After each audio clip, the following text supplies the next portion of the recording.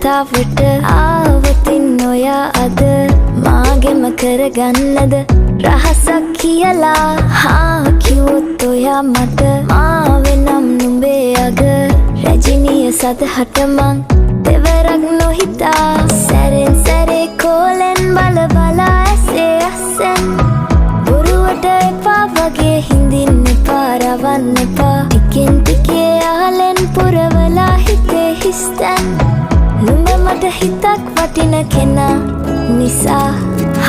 චුට්ටක් කතාවට ආවොතින් ඔයා අද